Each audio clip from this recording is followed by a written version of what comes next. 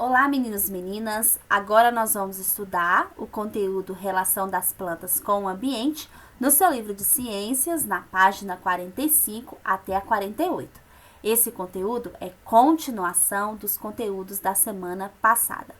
Então, vamos começar? A relação das plantas com o ambiente.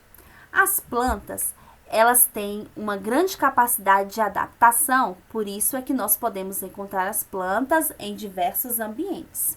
Nessa videoaula, você vai ver que as plantas podem ser encontradas não só fixas na terra, mas também em pedras, em troncos de árvores, em muros, em telhados e até mesmo na água. E as plantas, elas vão estar justamente nesses diferentes ambientes por possuir a capacidade de se adaptar a diferentes ambientes, a um ambiente mais quente, a um ambiente mais frio, e para isso ela vai sofrendo transformações nas suas folhas, no seu tamanho, nas suas características. Nessa videoaula você vai conhecer as características das plantas aquáticas, epífitas, parasitas e insetívoras. Nós vamos começar estudando sobre as plantas aquáticas, que você já viu, né, muito sobre essas plantas, e você já sabe que elas não possuem as suas raízes fixas no terreno, né, fixa no solo, mas sim que ficam flutuando na água, de onde ela vai retirar os nutrientes que ela precisa para se desenvolver.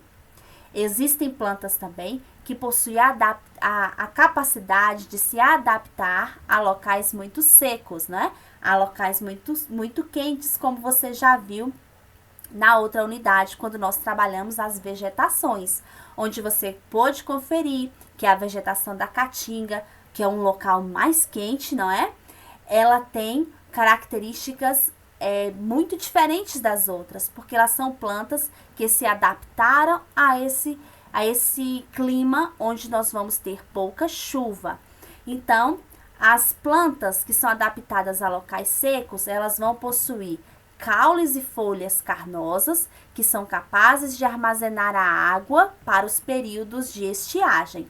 Aí no seu livro, você tem essa planta aqui, essa árvore, ela se chama a barriguda, e ela costuma aqui, ó, pode armazenar, né, água em seu caule, o que no seu tronco, deixando assim, ó, essa planta preparada para os períodos de estiagem, né, para os períodos de seca. Outra planta também da caatinga que sofreu adaptação foi o cacto. Como você pode ver, as folhas do cacto são espinhos. E esses espinhos é justamente para evitar a evaporação, a evaporação da água dessas plantas para o ambiente. Então, assim, ela consegue armazenar a maior quantidade de água para os momentos de estiagem. As plantas epífitas são essas plantas que conseguem sobreviver em cima de outras plantas.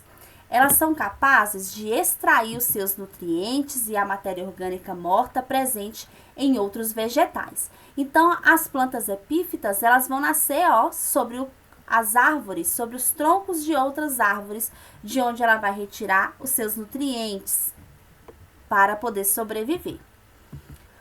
Outras plantas são as plantas parasitas. Elas são plantas que não produzem o seu próprio alimento, mas retiram de outras plantas tudo o que elas vão precisar para sobreviver. Aqui no seu livro nós temos o exemplo de planta parasita, e como elas não produzem de jeito nenhum o seu alimento, é da própria planta que ela está nascendo é que ela vai tirar esses nutrientes. Já as plantas insetívoras são aquelas plantas que não conseguem retirar do solo os nutrientes que ela precisa para sobreviver. Então, elas sofreram uma adaptação e elas capturam insetos e outros pequenos animais para obter ali os elementos, os nutrientes que ela precisa para sobreviver. Muito bem. Essas plantas insetívoras, elas nascem normalmente em solos muito pobres e é por isso que ela precisa suprir essa perda de nutrientes alimentando-se de outros pequenos animais e insetos. Muito bem, já sabemos todos os tipos de plantas, suas características, e agora você vai responder sobre cada uma delas a sua atividade.